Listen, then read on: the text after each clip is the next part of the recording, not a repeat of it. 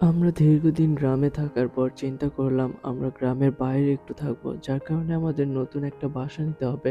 তাই আমরা রেডি হচ্ছিলাম দুজন, কারণ আমরা দুজনেই নতুন বাসা খুঁজতে বের হব। ভিউয়ার্স, আসসালামু আলাইকুম, আশা করি আপনারা অনেক ভালো আছেন। তো আমরা বের হওয়ার জন্য মোটামুটি দুজনই প্রস্তুত নিয়েছি বা দুজনই রেডি হয়েছি। আর আমার এই ধরনের জুতা পরতে অনেক বেশি কষ্ট হয় বা কমফোর্ট মনে হয় না, তবুও এই ধরনের জুতা আমার পছন্দ হয়।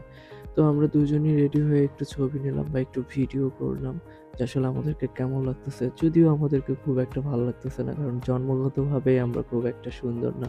তো রেডি হওয়ার পর আমরা দুজনে বের হলাম। তো আগে বের হচ্ছে কারণ নতুন বাসা নিবে। ওর মধ্যে ফিলিংসটা অন্যরকম কাজ করতেছিল বা ওর মধ্যে একটা ভালো লাগা কাজ করতেছিল।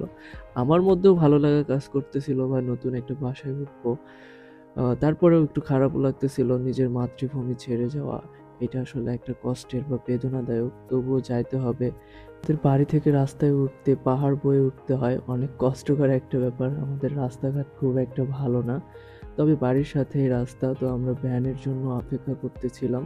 কারণ সামান্য রাস্তা ভ্যানে যাইতে হবে হাইওয়েতে যাইতে হলে। অনেকক্ষণ অপেক্ষা করার পর একটা ভ্যান পাইলাম, কারণ আমাদের রাস্তায় খুব একটা বেশি গাড়ি ঘোড়া চলে না। গাড়ি পাওয়াটা অনেক কঠিন, আর এই অপেক্ষা করাটা অনেক বিরক্তকর, যেটা মোটেও কাম্য না। তো ভ্যান থেকে নামার পর কিছু রাস্তা হাঁটতে হয়েছে। হাঁটার পর আমরা যে গাড়িতে উঠছিলাম, গাড়িওয়ালা ভাই আমাদেরকে বলছিল সিট আছে, কিন্তু ওঠার পর দেখি একটা সিটও নাই। বিষয়টা অনেক কষ্টকর। তো অবশেষে একটা সিট পাইছি। তো সিট পাওয়ার পর বিষয়টা ভালো লাগতেছিল, কারণ লোকাল বাসে যাইতে হয়, খুব একটা দূরের রাস্তা না। কারণ আমাদের বাসা থেকে আমাদের শহরটা খুব একটা দূরের না। তো এর কারণেই লোকাল বাস। আর লোকাল বাসে উঠলে বুঝতেই পারতেছেন কতটা প্যারা। দাঁড়িয়ে যাইতে হয়, বসে যাইতে হয়। তো অলরেডি আমার মহারানী ঘুমিয়ে গেছে, কারণ সে গাড়িতে উঠতে পারে না। উঠলেই তার বমি লাগে, দেন ঘুমায়া যায়। সে অলরেডি ঘুমিয়ে গেছে। তো বিষয়টা আমার কাছে খুব ভাল লাগতেছিল। যদিও ও সিক হয়ে গেছে, কিন্তু ভাল লাগতেছিল। তো অবশেষে গাড়ি থেকে নামার পর আমরা ভ্যানে উঠলাম। তো ভ্যানে ওঠার পর দেখি ভ্যানওয়ালা মামা কই যেন গেছে। তো ভ্যানওয়ালা মামারে অবশেষে দেখতেছি কি যেন বানতেছে, কারণ বৃষ্টির সময় যদি বৃষ্টি হয়, যার কারণে ভ্যানওয়ালা মামা উপর দিয়ে কাগজ টানাইতেছিল যেন আমাদের বৃষ্টি না লাগে। তো অবশেষে কাগজ টানানোর পর ভ্যানওয়ালা মামা বাসার উদ্দেশ্যে বের হইলো, কারণ যে এলাকাগুলোতে বাসা পাওয়া যায় বলতেছিলাম সেই এলাকাতে আমাদেরকে নিয়ে যান, কারণ ওই এলাকায় না গেলে তো আমরা ভালো বাসা পাবো না। তো মোটামুটি মানের একটা বাসা খুঁজতেছিলাম, খুব একটা ভালোও না খুব একটা খারাপও না, কারণ আমরা মানুষ হিসেবে মধ্যবিত্ত, এই আর কি। তো অবশেষে ওই এলাকায় যে আমরা বিভিন্ন লিমপ্লেট দেখা শুরু করলাম বা নাম্বার দেওয়ালে টানানো থাকে।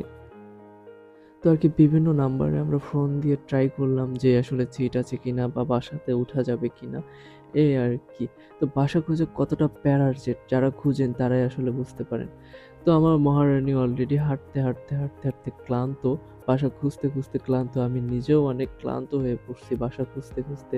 তবুও বাসা পাইতেছিলাম না, কারণ এ বাসা থেকে ও বাসা, ও বাসা থেকে ও বাসা। যে বাসা পছন্দ হয় সেটার অনেক ভাড়া বেশি, আবার যেটা পছন্দ হয় না সেটা তো হয়ই না।